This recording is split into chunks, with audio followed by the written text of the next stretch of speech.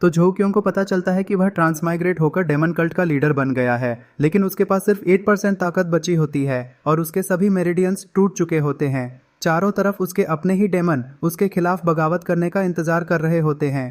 तभी उसके माथे पर एक रोशनी चमकती है और उसके दिमाग में विलन इनविंसिबल सिस्टम एक्टिवेट हो जाता है, जो उसे वेलकम रिवॉर्ड के तौर पर एक प्रीमियम लॉटरी ड्रॉ देता है। लॉटरी व्हील घूमता है और उसे हेवन डिवोरिंग मैजिक आर्ट मिलती है। झो क्योंग तुरंत इस तकनीक की साधना करने का फैसला करता है।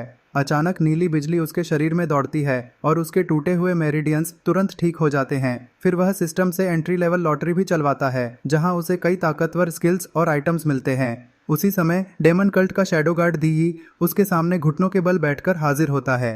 दीयी उसे बताता है कि किंगलोंग और शुआनवू हॉल मास्टर्स ईस्ट चाइना सी में डेमन रेस से लड़ रहे हैं, जबकि बाइहू और जूचवे हॉल मास्टर्स बंद साधना में हैं। झो क्योंग 3 दिन बाद ग्रैंड असेंबली बुलाने का आदेश देता है। दूसरी तरफ ली चांगशेंग और वान ली सोचते हैं कि इतनी जल्दी मीटिंग क्यों बुलाई गई है और क्या लीडर की ताकत 1 साल की साधना के बाद सच में बढ़ गई है। ग्रेट एल्डर उन सभी पर नजर रखता है। असेंबली में झो क्योंग ईस्ट चाइना सी की स्थिति पूछता है। ली चांगशेंग और वान ली घुटनों के बल बैठकर बताते हैं कि डेमन आक्रमण को रोक दिया गया है। झो क्योंग को बताया जाता है कि वान जियान सेक्ट के लोग उनके इलाके में गतिविधियां कर रहे हैं। दीयी साफ करता है कि वह असल में यूलोंग स्वॉर्ड सेक्ट है, जो वान जियान सेक्ट के अधीन है। झो क्योंग तुरंत टाइगर किंग और मंकी किंग को यूलोंग स्वॉर्ड सेक्ट का पूरी तरह सफाया करने का आदेश देता है। थर्ड एल्डर तुरंत विरोध करता है और कहता है कि इससे वान जियान सेक्ट बदला लेगा। मंकी किंग उसका मजाक उड़ाकर उसे डरपोक कहता है। झो क्योंग कहता है कि उसका फैसला अंतिम होता है।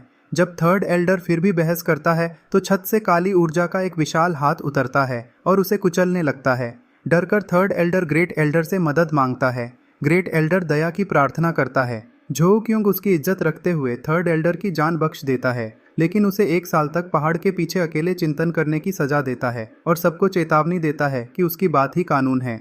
दूसरी तरफ एक सराय में कुछ धार्मिक संप्रदाय के शिष्य अपनी डेमन हंटिंग मिशन की बात करते हैं और मानते हैं कि वे स्वर्ग की ओर से न्याय कर रहे हैं। सीनियर ब्रदर वू गर्व से कहता है कि डेमन कल्ट के सभी लोग मरने के लायक हैं।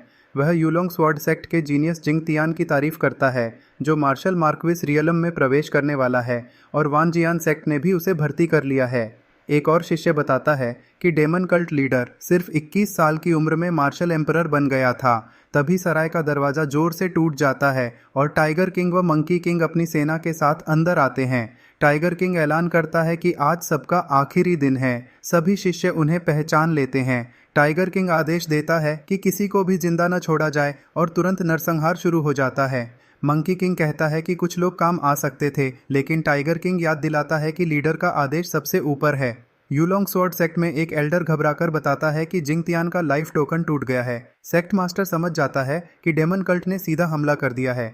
अलार्म बजने लगते हैं और शिष्य बताते हैं कि दुश्मन पहाड़ी रक्षा को तोड़कर अंदर घुस गया है। Sect master mountain protection array सक्रिय करने का आदेश देता है। बाहर टाइगर किंग मंकी किंग को चिढ़ाते हुए कहता है कि हमला वह अकेले करेगा। की बैरियर तोड़ने लगता है। Sect master flying dragon sword attack से जवाब देता है। दोनों की ताकत जबरदस्त टकराती है। सेक्ट मास्टर डेमन कल्ट को निर्दोषों का हत्यारा कहता है। इसी दौरान मंकी किंग भी युद्ध में शामिल होकर हवा को चीर देने वाला क्लॉ अटैक करता है और दोनों की संयुक्त ताकत सेक्ट मास्टर को पीछे धकेल देती है। मंकी किंग धमकी देता है कि एक दिन पूरे वान जियान सेक्ट का भी अंत कर दिया जाएगा। तभी सरों वाला लियान शेंग सेक्ट मास्टर के पीछे प्रकट होता है। सेक्ट मास्टर पूछता है कि तुम कौन हो।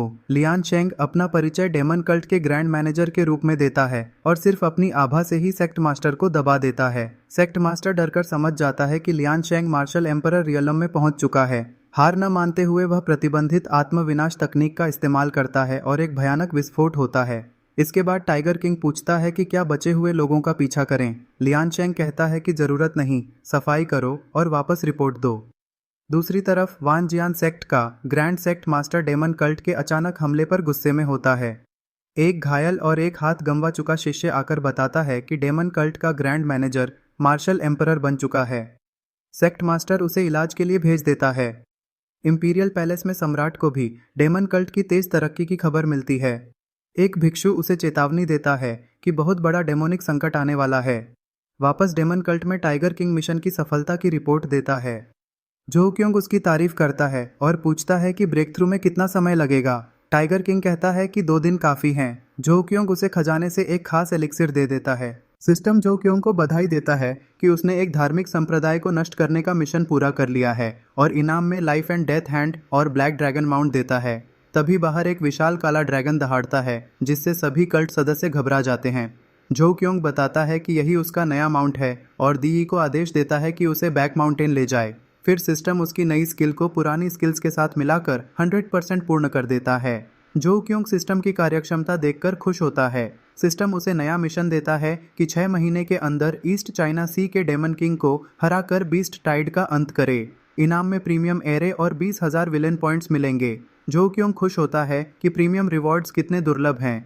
वह सिस्टम शॉप खोलता है जो यूलोंग स्वॉर्ड सेक्ट के नष्ट होने के बाद अनलॉक हुई होती है। अपने पॉइंट्स देखकर उसे एहसास होता है कि हेवन डिवोरिंग मैजिक आर्ट को अपग्रेड करने के लिए पॉइंट्स कम हैं, इसलिए वह अपने अनुयायियों के लिए तकनीकें खरीदने का फैसला करता है। सिस्टम उसे मैनुअल ब्राउजिंग छोड़ने का सुझाव देता है, लेकिन जो कियोंग कहता है कि उसे खुद मैनुअल देखना पसंद है।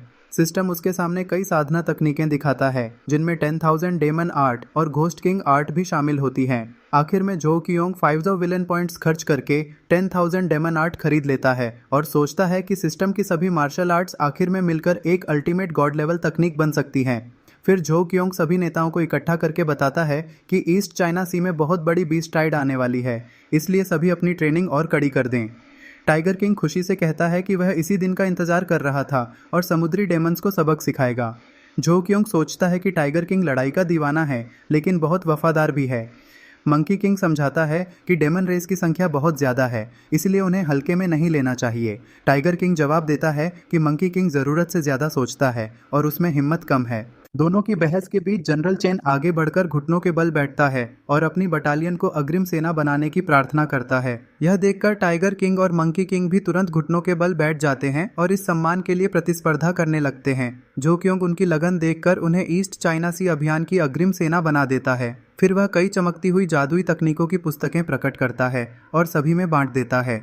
वह आदेश देता है कि ये तकनीकें निचले दर्जे के सदस्यों तक भी पहुंचाई जाएं ताकि पूरे कल्ट की ताकत बढ़ सके। कल्ट के सदस्य इन तकनीकों की गुणवत्ता देखकर हैरान रह जाते हैं और कहते हैं कि पहले पूरे कल्ट में सिर्फ 3 शीर्ष स्तर की तकनीकें थीं। जो क्योंग बताता है कि बेसिक तकनीकें सभी उच्च पदस्थ सदस्यों के लिए मुफ्त हैं क्योंकि यह उनकी वफादारी का इनाम है, जबकि एडवांस तकनीकें मेरिट पॉइंट्स से मिलेंगी।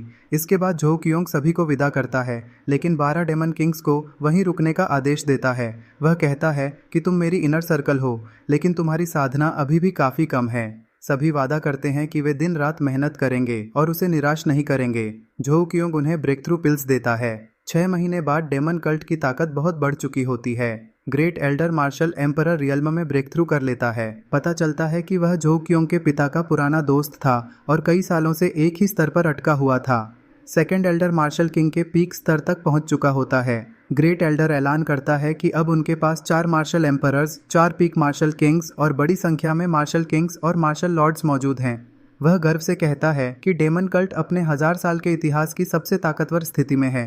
इसके बाद जो क्योंग एक नया प्रशासनिक फैसला सुनाता है। वह पुरानी एल्डर काउंसिल को खत्म करके उसे गार्जियन कॉर्प्स में बदल देता है। सभी लोग उसके आदेश के आगे सिर झुका देते हैं। फिर वह चीफ गार्जियन और किंगलोंग व बायहू हॉल मास्टर्स को मुख्यालय की रक्षा की जिम्मेदारी देता है, जबकि बाकी सेना को मार्च की तैयारी का आदेश देता है। कुछ पुराने एल्डर्स चुपके से काउंसिल खत्म होने पर नाराजगी जताते हैं, लेकिन वे भी मान लेते हैं कि अब 12 डेमन किंग्स की ताकत के सामने उनकी कोई अहमियत नहीं रही। ग्रेट एल्डर कहता है कि अब पुरानी काउंसिल की जरूरत ही नहीं और बायहू हॉल का नाम फिर से पूरे महाद्वीप में गूंजेगा। आखिर में एक विशाल उड़ता हुआ युद्धपोत जो डेमोनिक महल की तरह दिखाई देता है, आसमान में नजर आता है। जो क्योंग अपनी जबरदस्त डार्क आर्मी को देखता है और ईस्ट चाइना सी की ओर रवाना होने का अंतिम आदेश देता है।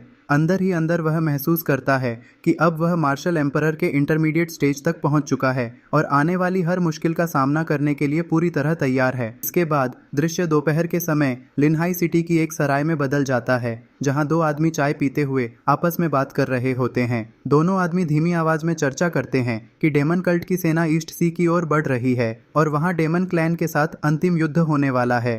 तभी एक शक्तिशाली व्यक्ति वहां पहुंचता है।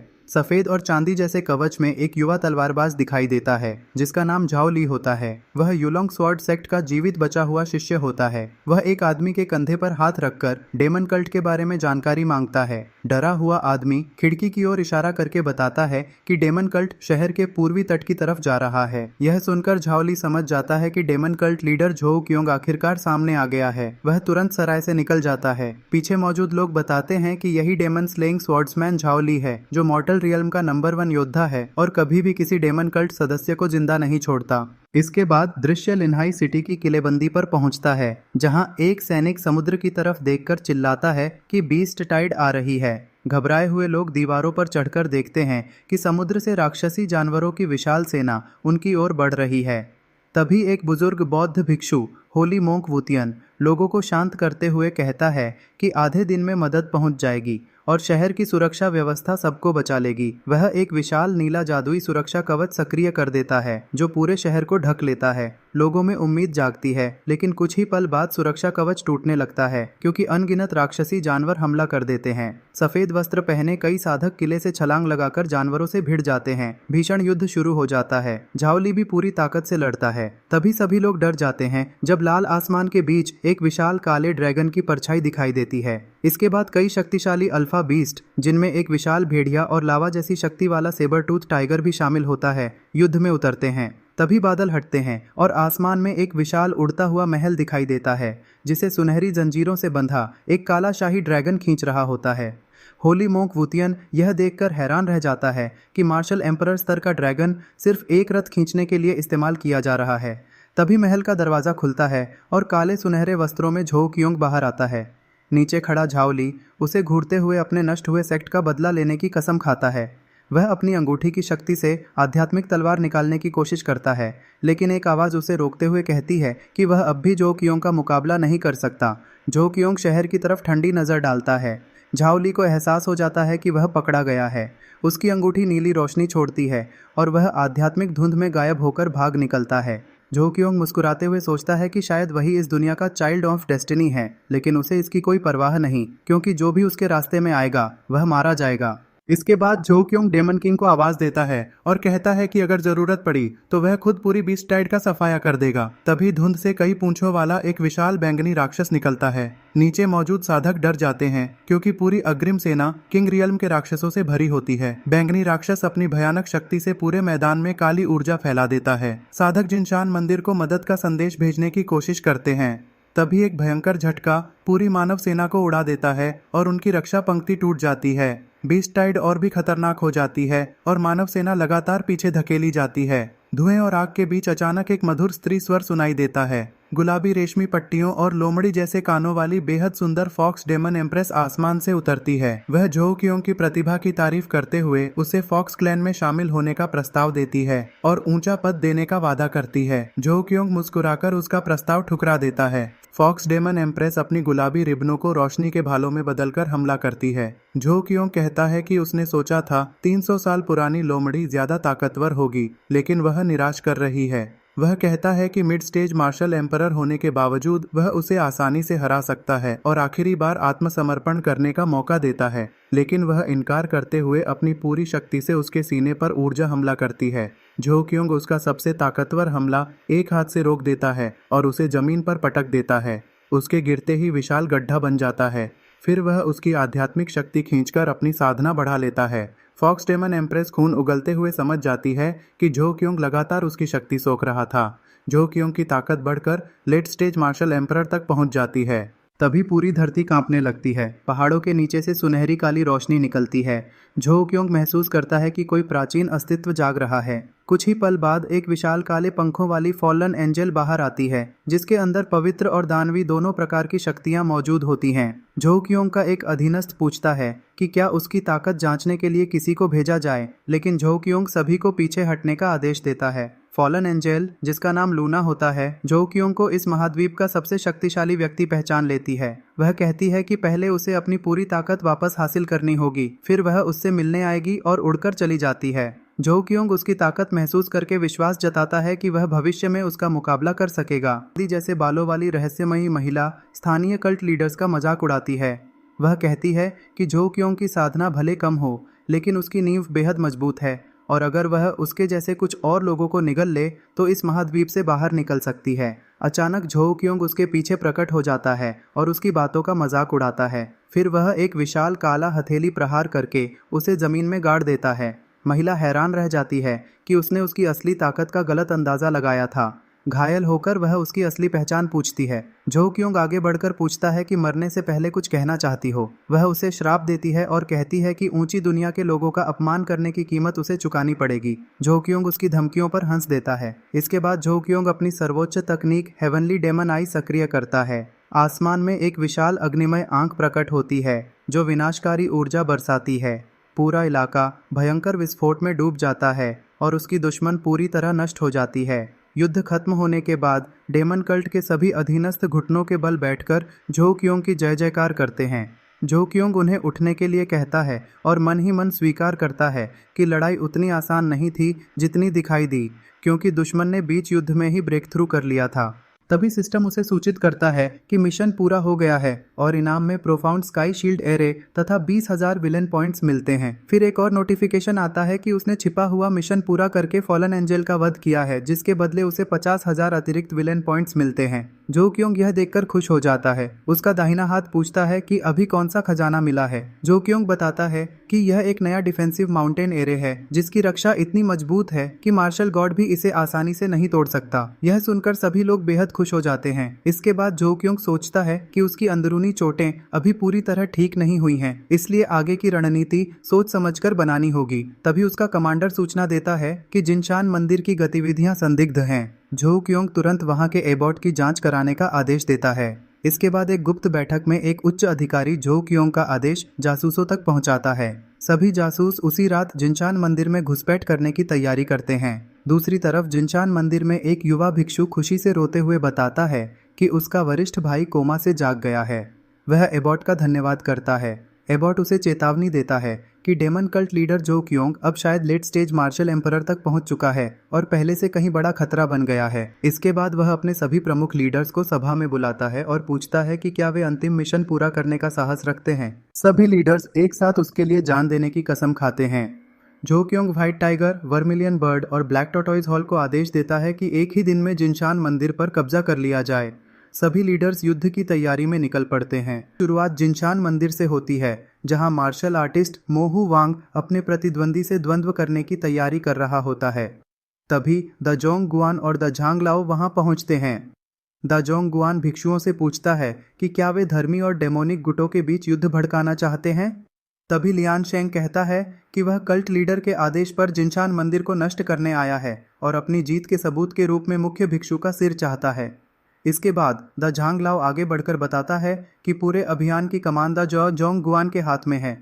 वह अपनी असली पहचान Bai Hao Tian demon cult के गार्जियन के रूप में बताता है और कहता है कि अब कोई उसे उसके पुराने नाम से नहीं पुकार पाएगा। इसके बाद दृश्य बादलों के बीच बने युद्ध क्षेत्र में पहुंचता है जहां लियान शेंग, बाई हाउ तियान और वू वू शेंग आमने सामने खड़े होते हैं। लियान शेंग और बाई हाउ तियान एक साथ हमला कर देते हैं। उनकी तलवारों की टक्कर से पूरे आसमान में जबरदस्त झटके फैल जाते हैं, लेकिन वू वू शेंग पूरी तरह शांत रहता है और अपनी रक्षात्मक शक्ति से उनके सभी हमलों को रोक देता है। इसके बाद वू वू शेंग एक विशाल सुनहरे ड्रैगन का प्रकट करता है जो आसमान में घूमते हुए दोनों विरोधियों पर हमला करता है। लियान शेंग और बाई हाउ तियान मिलकर उस ड्रैगन का सामना करते हैं। लड़ाई लगातार और भी भयानक होती जाती है। लियान शेंग घोषणा करता है कि आज वू वू शेंग का अंतिम दिन है और अपनी पूरी शक्ति अंतिम वार में लगा देता है। जवाब में वू वू शेंग अपने पीछे एक विशाल बुद्ध की दिव्य प्रतिमा प्रकट करता है। लियान शेंग और बाई हाउ तियान अपनी संयुक्त तकनीकों जियान जान यिन यांग और पोजांग शी का इस्तेमाल करके बुद्ध प्रतिमा पर अंतिम हमला करते हैं। दोनों शक्तियों की टक्कर से इतना बड़ा विस्फोट होता है कि नीचे मौजूद सभी भिक्षु भी उसकी लहर महसूस करते हैं। विस्फोट के बाद वू वू शेंग ध्यान मुद्रा में हवा में तैरता दिखाई देता है, जबकि उसकी तलवार जमीन में धंसी होती है। दूसरी तरफ लियान शेंग और बाई हाउ तियान गंभीर रूप से घायल और थके हुए नजर आते हैं। लियान शेंग पूछता है कि बाई हाउ तियान ने अपनी जान जोखिम में क्यों डाली। बाई हाउ तियान जवाब देता है कि लियान शेंग अभी युवा है और भविष्य में डेमन कल्ट का नेतृत्व उसी को करना है, इसलिए उसका बचना ज्यादा जरूरी था। वह अपनी चोटों की परवाह नहीं करता। तभी वू वू शेंग आसमान से नीचे गिर जाता है और नीचे मौजूद सभी भिक्षु यह देखकर स्तब्ध रह जाते हैं। इसके बाद प्रमुख भिक्षु शेंग सेंगे बाकी शिष्यों को प्रेरित करता है कि वे अपने गुरु की मौत का बदला लेने के लिए डेमन कल्ट से लड़ें। सभी भिक्षु युद्ध में कूद पड़ते हैं और मंदिर परिसर में भयंकर लड़ाई शुरू हो जाती है। शेंग सेंगे कई दुश्मनों से बहादुरी से लड़ता है, लेकिन आखिरकार घायल हो जाता है। इसके बावजूद वह आत्मसमर्पण नहीं करता और कहता है कि डेमन कल्ट का अंत जरूर होगा। फिर वह अपनी बची हुई शक्ति से एक विशाल विस्फोट कर देता है। इसके बाद दृश्य एक शांत गांव में बदलता है, जहां लोग दूर स्थित जिनशान मंदिर की दिशा में लाल धुंध देखते हैं। एक बुजुर्ग कहता है कि हवा में खून और लोहे जैसी अजीब गंध आ रही है। फिर कहानी फूबो नाम के युवक पर आती है, जो अपनी उंगली में पहनी हरी अंगूठी को देख रहा होता है। अंगूठी से उसके वृद्ध गुरु की छवि निकलती है। गुरु बताते हैं कि जिनशान मंदिर वास्तव में एक महान स्वॉर्ड गॉड की समाधि पर बना है और वहाँ उसकी विरासत छिपी हुई है। फूबो पूछता है कि इतनी कड़ी सुरक्षा के बीच वह वहाँ कैसे पहुँचेगा। गुरु उसे सलाह देते हैं कि अभी मंदिर में चल रही अफरा तफरी उसके लिए सबसे अच्छा मौका है। तभी फूबो को खून की गंध महसूस होती है और वह युद्ध स्थल की तरफ बढ़ता है। मंदिर पहुंचकर फूबो चारों तरफ बिखरी लाशें देखता है। वह कई बड़े विशेषज्ञों, जिनमें वांग शू, वुफा शेंग सेंगे और वुकोंग शेंग सेंगे भी शामिल होते हैं, के शव पहचान लेता है। वह समझ जाता है कि डेमन कल्ट ने जिनशान मंदिर के पूरे नेतृत्व का सफाया कर दिया है। फूबो सोचता है कि क्या डेमन कल्ट को धर्मी गुटों के बदले का डर नहीं है। फिर वह अपने गुरु से विरासत का सही स्थान पूछता है। गुरु उसे हाथ में पकड़ी हुई मणि तोड़ने के लिए कहते हैं, जिससे स्वॉर्ड गॉड की समाधि का प्रवेश द्वार खुल जाएगा। फूबो थोड़ी देर सोचने के बाद ऐसा करने का फैसला करता है।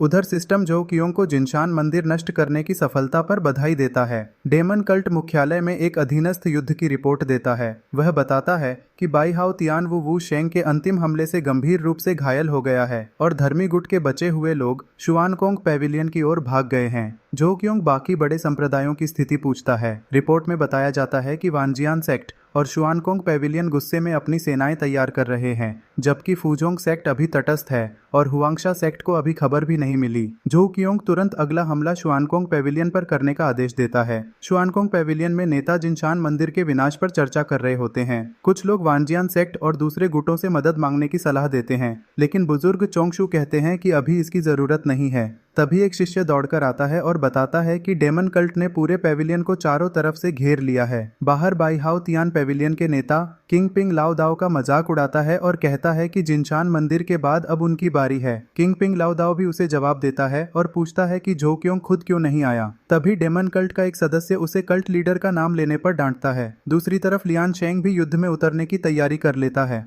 किंग पिंग लाओ दाओ और बाई हाओ तियान के बीच जबरदस्त तलवारबाजी शुरू हो जाती है, जबकि डेमन कल्ट की सेना पूरे पैविलियन पर हमला बोल देती है। लड़ाई के दौरान किंग पिंग लाओ दाओ को पता चलता है कि बाई हाओ तियान अब मार्शल एम्परर रियलम में पहुंच चुका है। बाई हाओ तियान स्वीकार करता है कि उसी और लियान शेंग ने मिलकर वू शेंग को मारा था और घायल किंग पिंग लाओ दाओ का मजाक उड़ाता है। हालांकि किंग पिंग लाओ दाओ पीछे हटने से इनकार करता है। जब वह अपने शिष्यों को हारते हुए देखता है तो उनकी रक्षा के लिए आत्मविनाश तकनीक इस्तेमाल करने की तैयारी करता है, लेकिन उसी समय शीमेन तियान वानजियान सेक्ट से पहुंचकर अपनी विशाल तलवार आभा से डेमन कल्ट के हमले को रोक देता है। किंग पिंग लाओ दाओ राहत की सांस लेता है। शीमेन तियान डेमन कल्ट को चुनौती देता है और युद्ध पहले से भी ज्यादा भयंकर हो जाता है। उसकी तलवारबाजी से डेमन कल्ट की सेना को भारी नुकसान होने लगता है। तभी झो कियोंग, जो अब झो वूदी के नाम से जाना जाता है, युद्ध भूमि में प्रवेश करता है। उसके आते ही पूरा माहौल बदल जाता है। वह शीमेन तियान का मजाक उड़ाते हुए कहता है कि अब शुआनकोंग पैविलियन का अंत निश्चित है। झो वूदी अपनी पूरी शक्ति छोड़ देता है। उसकी विशाल ऊर्जा लहर सभी रक्षकों को पीछे धकेल देती है। शीमेन तियान भी उसका सामना नहीं कर पाता। उसी समय सिस्टम उसे टाइटल मिशन पूरा होने की बधाई देता है और उसकी साधना और बढ़ जाती है। वह आधिकारिक रूप से झो वूदी नाम अपना लेता है, जो उसकी पूर्ण प्रभुता का प्रतीक बन जाता है। इसके बाद झो वूदी लियान शेंग को बाकी दुश्मनों का सफाया करने का आदेश देकर वहां से चला जाता है। युद्ध खत्म होने के बाद शुआनकोंग पैविलियन पूरी तरह खंडहर बन चुका होता है। लियान शेंग सोचता है कि सिस्टम के इनाम की वजह से ही वह अपनी चोटों से उबर पाया। तभी मोहू वांग आकर बताता है कि बाई हाओ तियान गंभीर रूप से घायल होकर बेहोश है। लियान शेंग उसे तुरंत अंदर ले जाने का आदेश देता है और सिस्टम से इलाज का तरीका पूछता है। सिस्टम बताता है कि उसे बचाने के लिए निर्वाण पिल चाहिए, जिसकी कीमत 50 लाख विलेन पॉइंट्स है। लियान शेंग के पास इतने पॉइंट्स नहीं होते, इसलिए वह दूसरा उपाय पूछता है। सिस्टम उसे 50,000 पॉइंट्स वाली लेसर निर्वाण पिल देता है, जिसकी सफलता की संभावना कम होती है। लियांशेंग बिना देर किए वही दवा खरीदकर बाई हाओ तियान को खिला देता है और उसे आराम के लिए पीछे भेज देता है। इसके बाद सिस्टम घोषणा करता है कि जिनशान मंदिर और शुआनकोंग पैविलियन दोनों को नष्ट करने का मिशन पूरा हो गया है। सभी इनाम डेमन कल्ट के सदस्यों में बांट दिए जाते हैं। पूरी डेमन कल्ट अपनी जीत का जश्न मनाती है और अपने कल्ट लीडर की जय जयकार करती है। दूसरी तरफ जिऊ चौ नाम का रहस्यमयी व्यक्ति अपने नष्ट हुए संप्रदाय का बदला लेने की कसम खाता है और कहता है कि जब तक डेमन कल्ट खत्म नहीं होगा वह चैन से नहीं बैठेगा। दूसरी ओर बाकी धर्मी संप्रदायों के नेता भी डेमन कल्ट की बढ़ती ताकत देखकर एक गठबंधन बनाने पर विचार करते हैं, क्योंकि वे समझ चुके होते हैं कि झोउ वू दी को अकेले हराना असंभव है। शाही महल में सम्राट भी पूरे संघर्ष की खबर सुनता है, लेकिन तुरंत हस्तक्षेप करने के बजाय इंतजार करने का फैसला करता है ताकि सभी संप्रदाय पहले एक दूसरे को कमजोर कर दें। ये शुआन एक अंधेरे लेकिन शानदार महल के विशाल हॉल में अपने ड्रैगन नक्काशी वाले सिंहासन पर बैठा होता है। तभी उसके सामने एक होलोग्राम सिस्टम पैनल खुलता है जिसमें उसके स्टेट्स और कल्टीवेशन लेवल दिखाई देते हैं। उसी समय सिस्टम उसे एक नया मेन क्वेस्ट देता है। अगले 3 सालों के अंदर पूरे कैंगवू कॉन्टिनेंट पर कब्जा करना होगा। इस मिशन के पूरा होने पर उसे कल्टीवेशन के 3 लेवल की बढ़ोतरी और 10 लाख विलेन पॉइंट्स मिलेंगे। ये शुआन बिना देर किए क्वेस्ट स्वीकार कर लेता है। तभी महल के विशाल दरवाजे खुलते हैं और सेवक ऐलान करते हैं कि दरबार की बैठक शुरू होने वाली है। ये शुआन अपने सिंहासन से उठकर सभा की ओर बढ़ता है। इसी दौरान शेर की खाल पहने ताकतवर डेमन टाइगर किंग गर्व से नकाबपोश जनरल लियन शेंग से कहता है कि जिनशान टेम्पल और शुआनकोंग हॉल को नष्ट करने के बाद अब किसी में भी डेमन कल्ट को चुनौती देने की हिम्मत नहीं बची है। लियन शेंग मन ही मन सोचता है कि सभी जरूरत से ज्यादा घमंडी हो चुके हैं। सीढ़ियों के ऊपर खड़े होकर ये शुआन अपने अधीनस्थों से पूछता है कि क्या वे सच में खुद को अजेय समझने लगे हैं। उसकी बात सुनते ही डेमन टाइगर किंग, लियन शेंग और बाकी सभी लोग तुरंत झुक जाते हैं और कहते हैं कि उनमें ऐसी हिम्मत नहीं है। इसके बाद ये शुआन उन्हें ऊंचे कल्टीवेशन रियल्म के बारे में बताता है और पूछता है कि क्या वे मार्शल गॉड रियल्म और प्रोफाउंड रियल्म के बारे में जानते हैं। यह सुनकर डेमन टाइगर किंग हैरान रह जाता है और पूछता है कि क्या सच में मार्शल गॉड से भी ऊपर कोई रियल्म होता है। ये शुआन इसकी पुष्टि करता है और अपने मुख्य शिष्यों, जिनमें एक मोटा एल्डर, एक सीनियर डिसाइपल और एक महिला कल्टीवेटर शामिल हैं, उन्हें डांटते हुए कहता है कि वे अभी तक मार्शल एम्परर भी नहीं बने हैं और फिर भी घमंड कर रहे हैं। इसके बाद ये शुआन आसमान की ओर देखते हुए बताता है कि कैंगवू कॉन्टिनेंट के बाहर भी कई शक्तिशाली महाद्वीप हैं जहां महान योद्धा आम बात हैं और वहां एक मार्शल गॉड भी सिर्फ एक साधारण लड़ाका माना जाता है। यह सुनकर एक शिष्य अपनी मुट्ठी कस लेता है और महसूस करता है कि उनकी मौजूदा ताकत तो अपर रियल्म के लोगों के जूते उठाने लायक भी नहीं है। ये शुआन अपने लोगों का हौसला बढ़ाते हुए कहता है कि डेमन कल्ट के श्रेष्ठ योद्धा एक दिन अपर रियल्म पर भी अपना राज कायम करेंगे। फिर वह सबकी ओर देखकर पूछता है कि क्या उनमें उसके साथ वहां विजय हासिल करने की हिम्मत है। उसकी बात सुनकर डेमन टाइगर किंग आगे बढ़ता है, अपनी छाती ठोककर जीवन भर उसके साथ रहने और पूरी वफादारी निभाने की कसम खाता है। इसके बाद किंगलोंग हॉल के मास्टर ली चांगशेंग आगे आकर सलाम करते हुए अपनी वफादारी जताते हैं। फिर सफेद बालों वाले ग्रेट एल्डर बाई हाउतियन भी वही शपथ दोहराते हैं। आखिर में पूरी सभा घुटनों के बल बैठ जाती है और मौत तक ये शुआन का साथ देने का नारा लगाती है। महल के बाहर पहाड़ी किले के सामने हजारों काले कवच पहने सैनिक बड़ी बड़ी पंक्तियों में खड़े होते हैं। वे एक साथ अपनी मुट्ठियां आगे बढ़ाकर झुकते हैं और मौत तक वफादार रहने का नारा लगाते हैं। उनकी गूंज पूरी घाटी में फैल जाती है और आसपास बैठे काले पक्षी उड़ जाते हैं। इसके बाद ये शुआन फिर से महल के भीतर 2 सुनहरे ड्रैगन की मूर्तियों पर हाथ रखकर घोषणा करता है कि अपर रियल्म जाने से पहले वे पूरे कैंगवू कॉन्टिनेंट को पूरी तरह अपने अधीन कर देंगे। वह चारों मुख्य हॉल के नेताओं को बुलाता है और सभी तुरंत एक घुटने पर बैठकर आदेश का इंतजार करने लगते हैं। ये शुआन उन्हें पूरे महाद्वीप पर पूर्ण आक्रमण शुरू करने का आदेश देता है। वह सख्त लहजे में कहता है कि जो भी झुकने से इनकार करे, विरोध करे या उनके खिलाफ खड़ा हो, उसे तुरंत खत्म कर दिया जाए। अगले 3 सालों के भीतर पूरे महाद्वीप में सिर्फ डेमन कल्ट की ही आवाज़ सुनाई देनी चाहिए। इसके बाद वह 12 डेमन किंग्स और ग्रेट गार्डियंस को बुलाता है। खरगोश और बैल के मुखौटे पहने योद्धा, सांप जैसे दिखने वाले शक्तिशाली लोग और भारी कवच वाले जनरल सहित कई ताकतवर नेता आगे आते हैं और आदेश लेने के लिए झुक जाते हैं। ये शुआन उन्हें बिना किसी गलती के आक्रमण में सहयोग करने का आदेश देता है। फिर वह अपनी नज़रें नकाबपोश जनरल लियन शेंग पर डालता है और पूरे सैन्य अभियान की जिम्मेदारी उसी को सौंप देता है। लियन शेंग गहराई से झुककर यह जिम्मेदारी स्वीकार कर लेता है। इसके बाद कहानी एक हल्की रोशनी वाले सराय में पहुंचती है, जहां किंगलियन स्वॉर्ड सेक्ट के सफेद वस्त्र पहने कुछ तलवारबाज तेल के दीपक के आसपास बैठे होते हैं। एक घबराया हुआ युवा तलवारबाज अपने सीनियर ब्रदर बाई से कहता है कि उन्हें तुरंत ग्रेट हुआंग डायनेस्टी छोड़कर भाग जाना चाहिए क्योंकि यह इलाका डेमन कल्ट के हमलों से तबाह हो चुका है। तभी एक और छोटा शिष्य घबराकर कहता है कि अगर उनके पास भागने की कोई जगह नहीं है तो बेहतर होगा कि वे डेमन कल्ट के सामने आत्मसमर्पण कर दें। उसकी बात सुनकर एक गुस्सैल साथी अपनी चॉपस्टिक जोर से पटक देता है और उसे डांटते हुए कहता है कि वह उस क्रूर डेमन कल्ट के सामने झुकना चाहता है जिसने उनके पूरे सेक्ट का नरसंहार कर दिया। आखिर में सीनियर ब्रदर बाई शांत स्वर में बताता है कि उसने ग्रेट यू डायनेस्टी भागने का फैसला किया है क्योंकि वहीं की सेनाएं अभी भी डेमन कल्ट के बढ़ते हमलों को रोकने में सफल हो रही हैं। इससे पहले कि वे कोई कदम उठा पाते, काले चमड़े के कवच पहने हथियारबंद सैनिक उनकी मेज को चारों तरफ से घेर लेते हैं। सभी तलवारबाज तुरंत अपनी तलवारें निकाल लेते हैं। सीनियर ब्रदर बाई आगे बढ़कर ऑफिसर वांग से पूछता है कि उन्होंने कौन सा कानून तोड़ा है, लेकिन ऑफिसर वांग ताना मारते हुए कहता है कि कानून टूटा है या नहीं, इसका फैसला वे नहीं करेंगे। ऑफिसर वांग अपने आदमियों को हमला करने का आदेश देता है और कहता है कि जो भी विरोध करेगा उसे वहीं मार दिया जाएगा। सराय के तंग रास्तों में भीषण लड़ाई शुरू हो जाती है। सफ़ेद कपड़े पहने तलवारबाज पूरी ताकत से मुकाबला करते हैं, लेकिन दुश्मनों की संख्या ज़्यादा होने की वजह से वे धीरे धीरे हारने लगते हैं और एक एक करके लकड़ी के फर्श पर गिराकर मार दिए जाते हैं। मरने से पहले एक घायल किंगलियन सेक्ट का शिष्य सैनिकों पर थूकते हुए उन्हें डेमन कल्ट का गुलाम कहता है, लेकिन अगले ही पल दुश्मन की तलवार उसकी जान ले लेती है। इसके बाद कहानी एक शांत और आलीशान कमरे में पहुंचती है जहां डेमन कल्ट का नेता मास्टर चेन आराम से स्प्रिंग टी पी रहा होता है। ऑफिसर वांग कमरे में आकर घुटनों के बल बैठता है और अपना पूरा नाम वांग यिशिन बताते हुए रिपोर्ट देता है कि उसने किंगलियन स्वॉर्ड सेक्ट के बचे हुए सभी लोगों को पकड़ लिया है और उन्हें तोहफे के रूप में लेकर आया है। मास्टर चेन मुस्कुराकर उसकी तारीफ करता है और कैदियों को स्वीकार कर लेता है। फिर मास्टर चेन पूछता है कि क्या और कोई बात है। वांग यिशिन झिझकते हुए भविष्य में प्रमोशन की गुजारिश करता है। मास्टर चेन उसे भरोसा दिलाता है कि उसके सभी काम दर्ज किए गए हैं और अगली सरकारी समीक्षा में उसे इंसेंस मास्टर का पद जरूर मिलेगा। यह सुनकर वांग यिशिन खुशी से बार बार झुककर उसका धन्यवाद करता है और वहां से चला जाता है। उसके जाने के बाद मास्टर चेन मुस्कुराते हुए सोचता है कि ऐसे स्थानीय गद्दार उसके अपने छोटे शिष्यों से भी ज्यादा काम के हैं। वह मानता है कि आज उनका इतना बड़ा साम्राज्य सिर्फ उनके कल्ट लीडर की अपार शक्ति की वजह से है। इसके बाद वह अपने पीक मार्शल किंग स्तर को पार करने के लिए साधना शुरू करने का फैसला करता है। अचानक उसे किसी की मौजूदगी का एहसास होता है। वह तुरंत उठकर अपने गार्ड्स को सतर्क करता है। अंधेरे से 2 एलीट गार्ड सामने आते हैं। मास्टर चेन उन्हें बताता है कि वह एकांत साधना में जा रहा है और सख्त आदेश देता है कि कोई भी बाहरी व्यक्ति उसकी साधना में बाधा न डाले।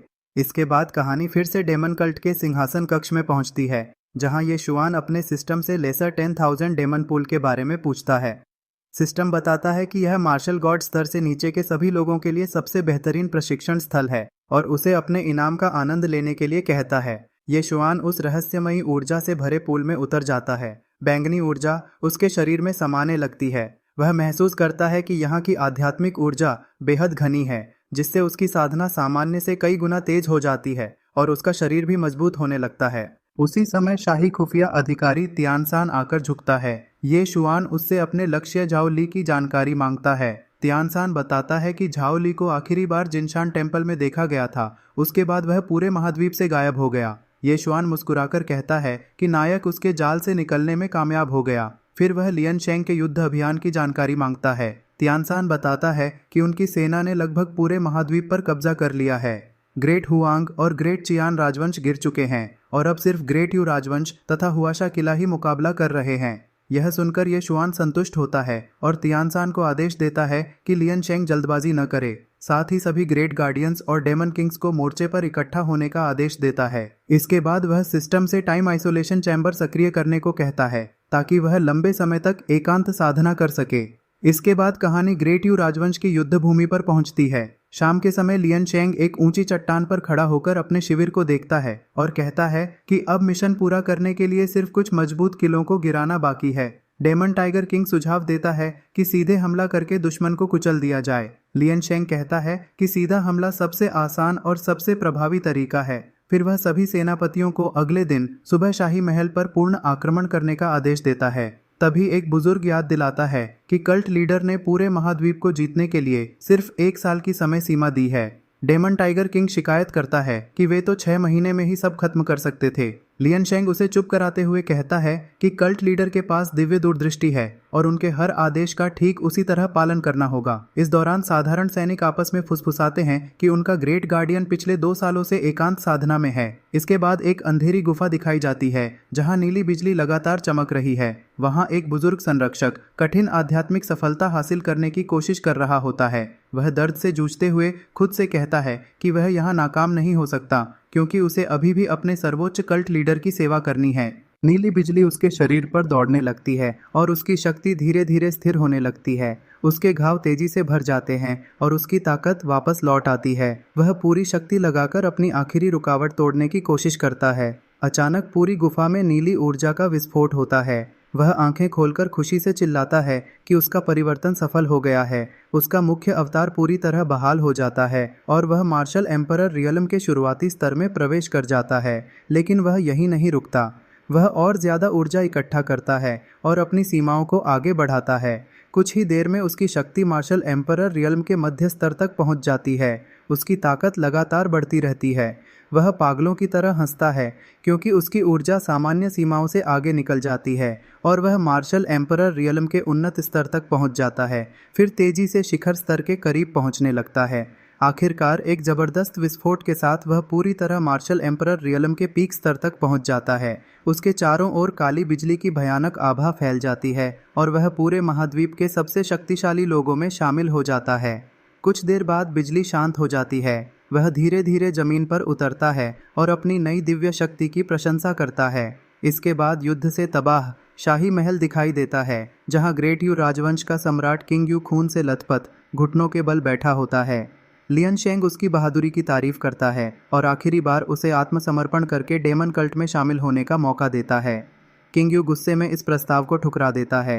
वह डेमन कल्ट को लाखों निर्दोष लोगों की हत्या के लिए कोसता है और कहता है कि वह ऐसे अत्याचारी की सेवा करने से बेहतर मरना पसंद करेगा। यह सुनकर डेमन टाइगर किंग आगे बढ़ता है और लियन शेंग से उसे मारने की अनुमति मांगता है, लेकिन किंग यू गर्व से कहता है कि वह कभी भी डेमन जल्लादों के हाथों अपमानित नहीं होगा। अपने पूर्वजों से माफी मांगते हुए किंग यू अपनी बची हुई शक्ति से आत्महत्या कर लेता है। अपने राजा की मौत देखकर उसके वफादार मंत्री और अधिकारी फूट फूट कर रोने लगते हैं। लियन शेंग शांत स्वर में कहता है कि किंग यू सचमुच सम्मान के योग्य शासक था, जिसने अपने लोगों में इतनी गहरी निष्ठा पैदा की। फिर वह आदेश देता है कि राजा का पूरे सम्मान के साथ अंतिम संस्कार किया जाए। डेमन टाइगर किंग सिर झुकाकर आदेश स्वीकार कर लेता है। इसके बाद कहानी फिर से डेमन कल्ट की राजधानी में पहुंचती है। ये श्वान अपने सिंहासन पर बैठकर master Li, master Wang, demon mouse king, demon tiger king और डेमन मंकी किंग सहित अपने प्रमुख सेनापतियों को हुआशा किले में शांति प्रस्ताव लेकर जाने का आदेश देता है। वह कहता है कि अगर किला हर साल कर देने और उसके अधीन होने के लिए तैयार हो जाए तो उन्हें जीवित रहने दिया जाएगा, लेकिन अगर वे मना करें तो उन्हें पूरी तरह मिटा दिया जाए। सभी सेनापति झुककर आदेश स्वीकार कर लेते हैं। इसके बाद ये शुआन बाकी एल्डर्स से कहता है कि वे उसके साथ चलें, क्योंकि हुआशा किले का मामला वह खुद संभालेगा। ग्रेट एल्डर बाय हाउतियन झुककर उसकी जान बचाने और साधना में मार्गदर्शन देने के लिए धन्यवाद करता है। ये शुआन उसे उठने के लिए कहता है। बाय हाउतियन मन ही मन महसूस करता है कि कल्ट लीडर की असली शक्ति अब उसकी समझ से भी परे हो चुकी है। ये शुआन उससे अपर रियल्म की ताज़ा जानकारी पूछता है। बाय हाउतियन कहता है कि उसने सिर्फ डेमन टाइगर किंग से कुछ अफवाहें सुनी हैं। ये शुआन विश्वास से कहता है कि चाहे आगे कितने भी खतरे हों, डेमन कल्ट आखिरकार अपर रियल्म की चोटी पर राज करेगा। फिर वह बाय हाउतियन को बताता है कि अब जबकि लेसर 10,000 डेमन पूल मिल चुका है, उसे अपर रियल्म जाने से पहले वहीं अपनी ताकत बढ़ानी चाहिए। दोनों डेमन पूल पहुंचते हैं, जहां पूल के रक्षक उनका सम्मानपूर्वक स्वागत करते हैं। वे बताते हैं कि एक समय में सिर्फ 2 लोग ही इस पूल में साधना कर सकते हैं। उसी समय डेमन मंकी किंग पानी से बाहर निकलता है और बाय हाउतियन को उसकी सफलता पर बधाई देता है। वह कहता है कि इस पूल की शक्ति सचमुच अद्भुत है। बाय हाउतियन पूल में उतर ही रहा होता है कि अचानक पूरे आंगन में एक बेहद शक्तिशाली आभा फैल जाती है। सभी ऊपर देखते हैं और एक रहस्यमयी नकाबपोश व्यक्ति को उतरते हुए देखते हैं, जिसकी मार्शल एम्परर स्तर की भयावह शक्ति चारों ओर फैल रही होती है। डेमन मंकी किंग धीरे से कहता है कि यह जरूर श्वानबू डिवीजन का रहस्यमयी नेता होगा, जो हमेशा नकाब पहनता है और सीधे कल्ट लीडर को रिपोर्ट करता है। उसी समय सिस्टम की सूचना आती है कि पूरे महाद्वीप को एकजुट करने का मिशन सफलतापूर्वक पूरा हो गया है। इनाम के रूप में ये शुआन की शक्ति सीधे प्रोफाउंड रियल्म की 5वीं परत से बढ़कर 7वीं परत तक पहुंच जाती है। इसके बाद शाही महल में लियन शेंग घुटनों के बल बैठकर रिपोर्ट देता है कि great you, great Huang, great Chiyaan और हुआशा किला सभी पूरी तरह आत्मसमर्पण कर चुके हैं और हर साल कर देने के लिए तैयार हैं। ये शुआन उसकी प्रशंसा करता है और लियन शेंग सहित सभी मुख्य सेनापतियों को 10,000 डेमन पूल में 1 से 3 महीने तक साधना करने का पुरस्कार देता है। सभी सेनापति उसका धन्यवाद करते हैं। इसके बाद ये शुआन पूरी सेना की वर्तमान ताकत की रिपोर्ट मांगता है। लियन शेंग बताता है कि उनकी गुप्त टुकड़ियों को छोड़कर डेमन कल्ट के पास प्रोफाउंड रियलम की तीसरी परत के 2 मास्टर, दूसरी परत के 4 मास्टर, पहली परत के 20 मास्टर, 300 से अधिक मार्शल गॉड और 2000 से अधिक मार्शल एम्परर मौजूद हैं। यह सुनकर यह शुआन कहता है कि आने वाली चुनौतियों के लिए यह ताकत अभी भी पर्याप्त नहीं है। वह लियन शेंग को एक आखिरी साल देता है और घोषणा करता है कि ठीक 1 साल बाद वह पूरे डेमन कल्ट का नेतृत्व करते हुए शून्य को तोड़कर आधिकारिक रूप से अपर रियल्म पर विजय पाने के लिए प्रस्थान करेगा। इसके बाद कहानी एक भीड़भाड़ वाली सराय में पहुंचती है। एक घमंडी गुंडा मेज पर हाथ मारकर गरीब यात्रियों को वहां से भाग जाने का आदेश देता है। डरे हुए यात्री तुरंत अपना सामान लेकर भाग जाते हैं। यह देखकर पास बैठा एक युवक उनकी कायरता पर ताना मारता है, लेकिन उसका साथी तुरंत उसे चुप कराते हुए बताता है कि वह गुंडा अर्थ रैंकिंग का 3रे स्थान वाला मशहूर तलवारबाज डुआन सानपिंग है। यह नाम सुनते ही युवक डर जाता है। सराय के एक कोने में बैठी एक युवा महिला साधिका अपने बूढ़े गुरु से पूछती है कि क्या वे कभी अपने नष्ट हुए संप्रदाय का बदला ले पाएंगे। गुरु उसे धैर्य रखने और साधना पर ध्यान देने के लिए कहते हैं ताकि वे एक दिन मार्शल एम्परर रियल्म तक पहुंचकर अपर रियल्म में बदला ले सकें। इसी बीच डुआन सानपिंग सराय के मालिक पर और मांस लाने के लिए चिल्लाता है। तभी एक ताकतवर चोगा पहने योद्धा उसकी मेज तक आता है। डुआन सानपिंग तुरंत डरकर डेमन कल्ट के अधिकारी मास्टर चेन के पास भागता है और उससे उस अजनबी को सबक सिखाने की भीख मांगता है। मास्टर चेन घमंड से आगे बढ़ता है और चेतावनी देता है कि डेमन कल्ट का अपमान करने की सजा मौत है। तभी वह रहस्यमयी योद्धा अपने हाथ में मौजूद शाही पहचान चिन्ह दिखाकर पूछता है कि क्या मास्टर चेन इसे पहचानता है। जैसे ही मास्टर चेन की नज़र उस काले और सुनहरे पदक पर पड़ती है, उसका चेहरा डर से सफ़ेद पड़ जाता है। वह तुरंत अपना हथियार गिरा देता है, पसीने से भीगकर झुक जाता है और कांपने लगता है, क्योंकि उसे समझ आ जाता है कि उसके सामने खड़ा यह रहस्यमयी यात्री कोई साधारण व्यक्ति नहीं, बल्कि डेमन टाइगर किंग के अधीन सीधे काम करने वाला एक उच्च पदस्थ निजी गार्डियन है, जो अपने माथे पर हाथ रखकर माफ़ी मांगते हुए अपना परिचय देता है। वह बताता है कि वह बायहू हॉल का एलिट शिष्य है और एक उपद्रवी व्यक्ति को डेमन कल्ट की शांति भंग करने के लिए फटकारता है। अधिकारी हुवेई उसकी बात ध्यान से सुनता है। चेनची सम्मानपूर्वक झुककर कहता है कि उसे जरूरी काम से जाना होगा और वहां से चला जाता है। इसके बाद एक सराय में एक बुजुर्ग व्यक्ति एक बलशाली योद्धा से पूछता है कि मार्शल गॉड रियल्म के ऊपर भी कोई स्तर होता है या नहीं। योद्धा चाय की चुस्की लेते हुए कहता है कि यह अब कोई रहस्य नहीं रहा, क्योंकि डेमन कल्ट जल्द ही पूरी दुनिया को इसके बारे में बताएगा। वह समझाता है कि अपर रियल्म में मार्शल गॉड नाम का कोई अलग रियल्म नहीं होता। वहाँ इसे प्रोफाउंड पैसेज रियल्म कहा जाता है, जिसमें कुल 10 स्तर हैं और मार्शल गॉड केवल पहले 4 स्तरों के बराबर होता है। जब बुजुर्ग डेमन कल्ट के लीडर की ताकत के बारे में पूछता है तो योद्धा विश्वास के साथ कहता है कि उनके नेता इस संसार में अजेय हैं। इसके बाद झो कियोंग एक अंधेरे और क्रिस्टल से जगमगाते हॉल में बैठा अपर रियल्म के बारे में सोच रहा होता है। वह अपना सिस्टम खोलता है, जहां उसे पता चलता है कि उसके पास 8 लाख एंटागोनिस्ट पॉइंट्स मौजूद हैं। जो क्योंग सिस्टम से कोई अच्छा सुझाव मांगता है। सिस्टम उसे मिस्टिक फैंटेसी डेमन पिल दिखाता है, जिसकी कीमत 5 लाख एंटागोनिस्ट पॉइंट्स है और जो किसी की शक्ति को पूरे एक बड़े रियल्म तक बढ़ा सकती है। जो क्योंग उस दवा की जानकारी ध्यान से देखता है। इसके बाद वह प्रोफाउंड पैसेज रियल्म के ऊपर के स्तरों के बारे में पूछता है। सिस्टम उसे इटर्नल जायंट, ट्रू मार्शल और ग्रेट डालुओ रियल्म दिखाता है। जब वह पूछता है कि ग्रेट डालुओं के ऊपर भी कुछ है या नहीं, तो सिस्टम कहता है कि समय आने पर उसे खुद पता चल जाएगा। फिर जो क्योंग पूछता है कि क्या और भी कोई उपयोगी वस्तु है। तभी कहानी 4 साल आगे बढ़ जाती है। एक विशाल चौक में लगे बोर्ड पर घोषणा होती है कि अपर रियल्म का मार्ग खुलने वाला है और मार्शल एम्परर स्तर तक पहुंचे लोग वहां जा सकेंगे। एक विशाल यांत्रिक ड्रैगन उड़ता हुआ इनविंसिबल सिटी के ऊपर पहुंचता है। उसकी पीठ पर बने महल की बालकनी में खड़े झो क्योंग हजारों काले वस्त्र पहने शिष्यों को देखते हुए लियन शेंग से पूछते हैं कि सारी तैयारियां पूरी हो गई हैं या नहीं। लियन शेंग झुककर रिपोर्ट देता है कि आरोहण के लिए 2 लोग प्रोफाउंड पैसेज रियलम की 5वीं परत पर, 8 लोग चौथी परत पर, 500 लोग तीसरी परत से नीचे और 5000 लोग मार्शल एम्परर के शिखर स्तर पर तैयार हैं। झो क्योंग संख्या सुनकर संतुष्ट होता है, लेकिन सबको चेतावनी देता है कि अपर रियलम की यात्रा बेहद खतरनाक है। वह पूछता है कि क्या सभी लोग उसके साथ अपनी जान जोखिम में डालने को तैयार हैं।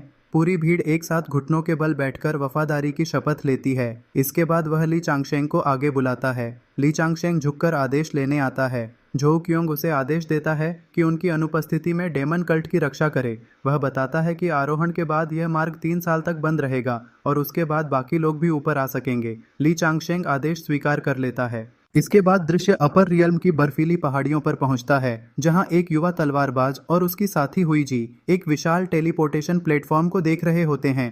युवक कहता है कि आरोहण की पत्थर की शिला पूरे 1 साल से चमक रही है, लेकिन अभी तक कोई बाहर नहीं आया। हुईजी पूछती है कि आखिर बात क्या है। युवक बताता है कि यह शिला उसके निचले संसार से आने वाले लोगों का ट्रांसमिशन मार्ग है। उनके साथ मौजूद एक बुजुर्ग कहता है कि शायद कोई छिपा हुआ महान विशेषज्ञ आने वाला है और सलाह देता है कि उसके आने पर उससे जानकारी जरूर ली जाए। अचानक पत्थर की शिला से जबरदस्त ऊर्जा का विस्फोट होता है। धुएं के छंटते ही बहुत बड़ी संख्या में लोग बाहर निकलते हैं। युवक हैरान रह जाता है क्योंकि वह उनमें से किसी को भी नहीं पहचानता। हुईजी आश्चर्य से पूछती है कि क्या सचमुच ये लोग उसी निचले संसार से आए हैं। युवक समझ नहीं पाता कि एक निचला संसार इतने सारे शिखर मार्शल एम्परर कैसे पैदा कर सकता है। तभी लान्यू वू नाम का अपर रियल्म का एक अधिकारी आगे बढ़कर पूछता है कि वे किस शक्ति से हैं और एक साथ इतनी बड़ी संख्या में यहाँ क्यों आए हैं। तभी लियन शेंग धुएं से बाहर निकलकर उसके सामने आ जाता है। दोनों पक्ष आमने सामने खड़े हो जाते हैं। डेमन कल्ट के हजारों शिष्य अनुशासित सैन्य पंक्तियों में खड़े रहते हैं और सामने मौजूद शत्रु सेना से बिल्कुल भी नहीं डरते। लान्यू वू अपना विशाल हथियार निकालता है, जिससे ठंडी नीली ऊर्जा निकलने लगती है। उसके सैनिक भी पीछे खड़े होकर युद्ध की तैयारी कर लेते हैं। लियन शेंग पूरी शांति के साथ अपनी शक्ति प्रकट करता है।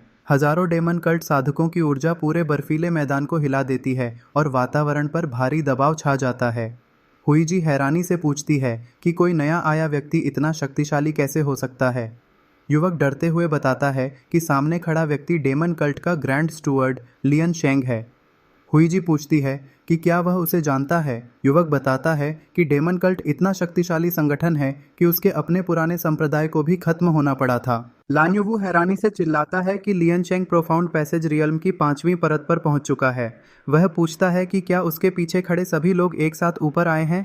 लियन शेंग शांत स्वर में कहता है कि अपर रियल्म की आध्यात्मिक ऊर्जा सचमुच निचले संसार से 10 गुना अधिक है। इसके बाद लियन शेंग अपना परिचय देता है और विनम्रता से कहता है कि उनकी महान यात्रा में कोई बाधा न डाले। लान्यू वू गुस्से में कहता है कि उसे फर्क नहीं पड़ता वे कहाँ से आए हैं। वह घोषणा करता है कि लान्यू कबीले को चुनौती देने वालों की मौत निश्चित है। वह आखिरी चेतावनी देता है कि या तो वे आत्मसमर्पण करें या यहीं मारे जाएं। इतना कहकर वह अपने सैनिकों को हमला करने का संकेत देता है। लियन शेंग घोषणा करता है कि सामने खड़े लोग डेमन कल्ट की प्रगति रोकना चाहते हैं और सभी उच्च अधिकारियों को पूरी शक्ति से लड़ने का आदेश देता है।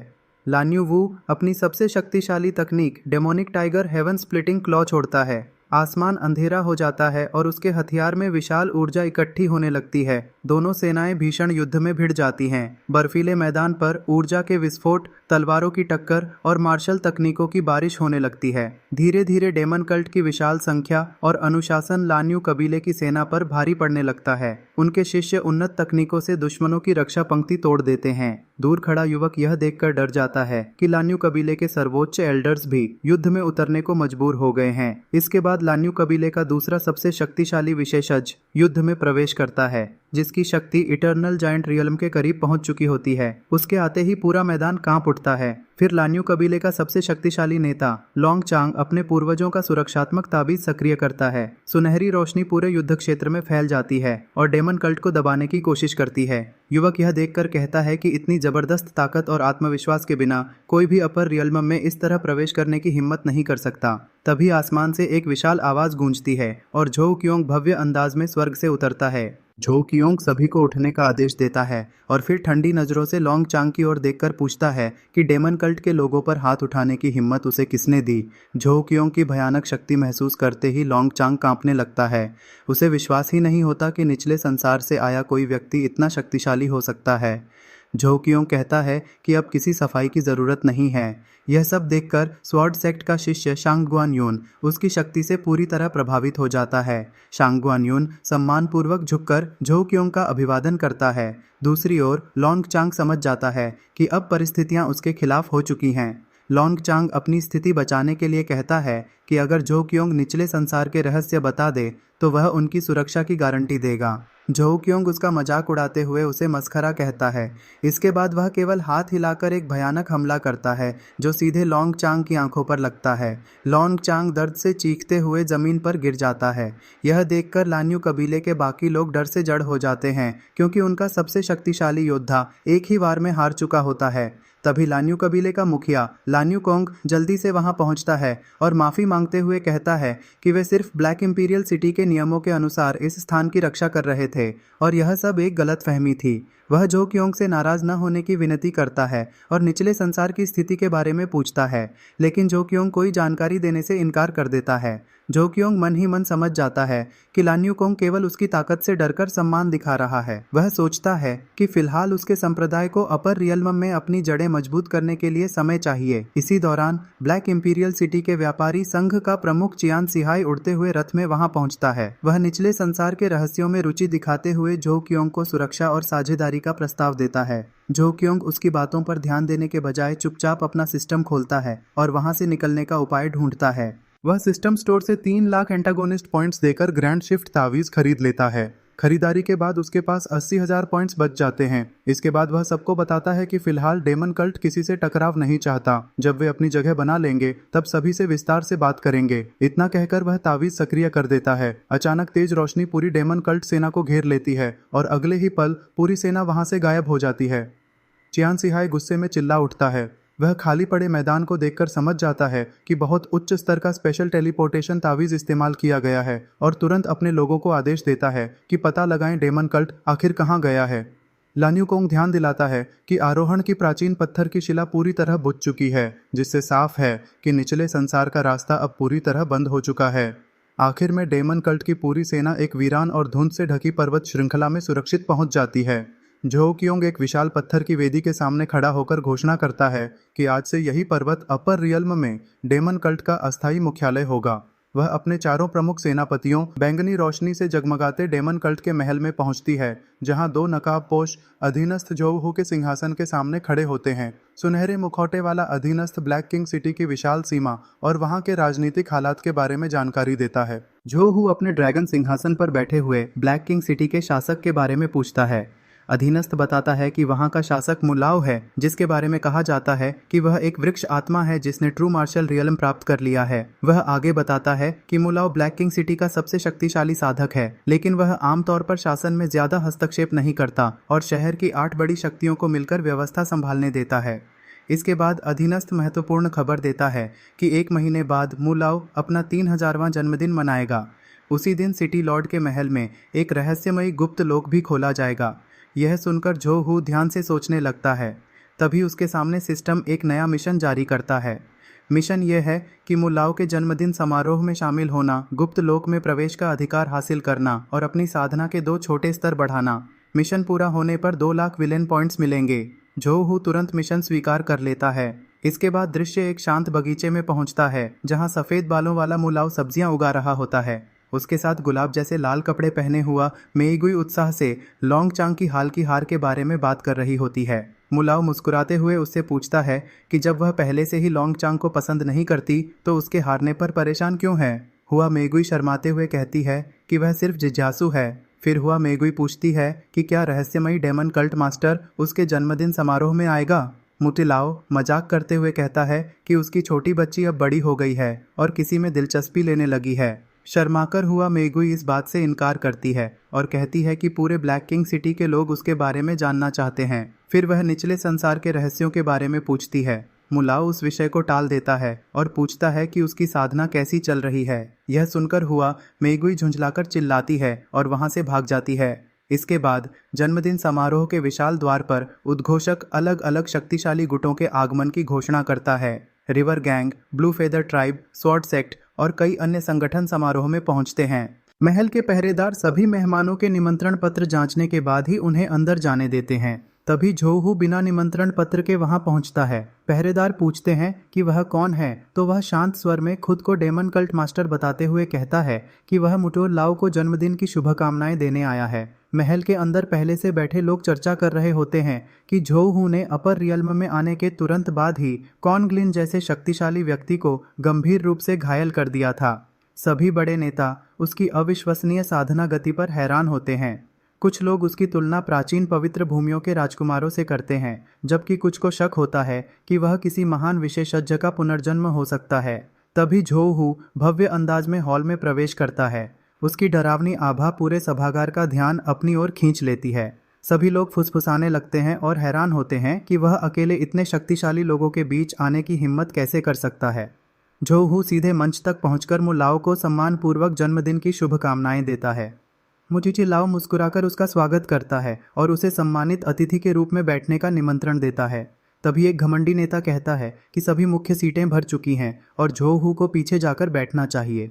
झोहू उसकी बात अनसुनी करके सीधे एक आंख वाले कबीले की खाली सीट पर बैठ जाता है और ठंडे स्वर में पूछता है कि अगर किसी को आपत्ति है तो सामने आए। मुल्लाओ माहौल शांत करते हुए उसे वहीं बैठने की अनुमति दे देता है। इसके बाद समारोह संचालिका जन्मदिन के उपहार प्रस्तुत करने की घोषणा करती है। एक एक करके सभी बड़े संगठन अपने कीमती उपहार पेश करते हैं। कोई स्वर्ण अमृत देता है तो कोई दुर्लभ आध्यात्मिक क्रिस्टल भेंट करता है। तभी एक मेहमान झोहू का मजाक उड़ाते हुए पूछता है कि क्या वह खाली हाथ आया है और क्या यह सिटी लॉर्ड का अपमान नहीं है। झोहू अपनी विशेष दृष्टि से मुलाओ को देखता है और समझ जाता है कि उसका वास्तविक रूप एक दिव्य आड़ू का वृक्ष है जो शारीरिक सीमा के कारण अगले स्तर तक नहीं पहुंच पा रहा। इसके बाद वह अपना सिस्टम खोलता है। वह सिस्टम से शियानलिंग मैरो नाम की दुर्लभ वस्तु खरीदता है जो वृक्ष आत्माओं को बड़ी सफलता दिला सकती है। फिर झोहू वह शीशीमो लाओ को उपहार में देता है। उसके भीतर की अद्भुत आध्यात्मिक ऊर्जा महसूस करते ही मुलाओ हैरानी से खड़ा हो जाता है और पूरा सभागार स्तब्ध रह जाता है। मुलाओ कृतज्ञता के साथ उपहार स्वीकार करता है। इसके बाद संचालिका घोषणा करती है कि अब युद्ध प्रतियोगिता शुरू होगी, जिसमें हर बड़ा संगठन 2 प्रतिभागी भेजेगा। विजेताओं को कोंगतोंग गुप्त लोक में प्रवेश मिलेगा। प्रतियोगिता शुरू होते ही अलग अलग संप्रदायों के युवा योद्धा शक्तिशाली तकनीकों और तत्वीय हमलों से एक दूसरे पर टूट पड़ते हैं। मुकाबले लगातार तेज होते जाते हैं। तलवारें टकराती हैं, ऊर्जा विस्फोट होते हैं, तेज रफ्तार लड़ाइयाँ होती हैं। कोई हवा में उड़कर हमला करता है, कोई ढाल बनाता है तो कोई जादुई शक्ति का प्रयोग करता है। एक एक करके प्रतियोगी बाहर होते जाते हैं। अलग अलग मुकाबलों में सभी योद्धा पूरी ताकत से शीर्ष स्थान पाने की कोशिश करते हैं। आखिर एक महिला योद्धा जोरदार वार खाकर बाहर जा गिरती है। संचालिका घोषणा करती है कि प्रारंभिक मुकाबले समाप्त हो चुके हैं और अब अंतिम दौर शुरू होगा। सभी फाइनलिस्ट अखाड़े के बीच पहुंचते हैं और निर्णायक मुकाबले की तैयारी करते हैं। जबरदस्त ऊर्जा हमलों की टक्कर से पूरा अखाड़ा धूल और झटकों से भर जाता है।